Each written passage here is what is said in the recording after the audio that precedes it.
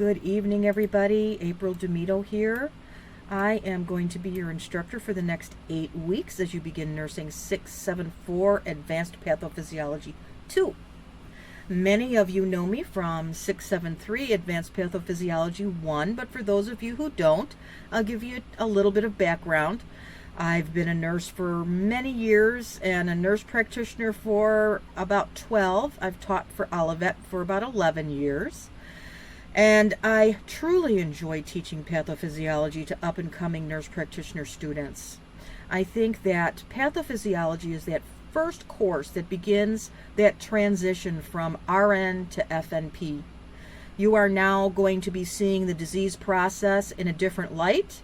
You're going to begin seeing it as a provider that's actually looking at cases, developing differential diagnoses, and forming SOAP notes, including treatment plans.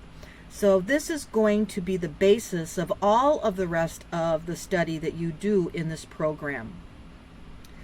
Now, on a personal level, I want you to know that I try to make myself available to you. And in this day and age of technology, it's pretty easy to do. I have my cell phone set up so that I check my emails frequently. I get notifications every time something is submitted. So if you have something that you need to discuss with me, please don't hesitate to email me.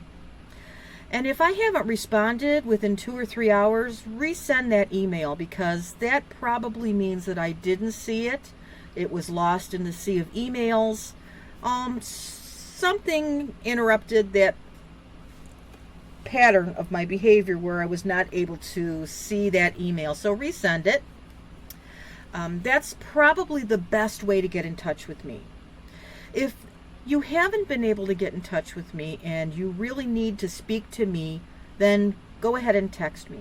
It's very important when you text me, or if you send me an email, that you include your course and cohort number, as I teach multiple courses. So I need to know exactly what course you're referring to in that question. That really helps me.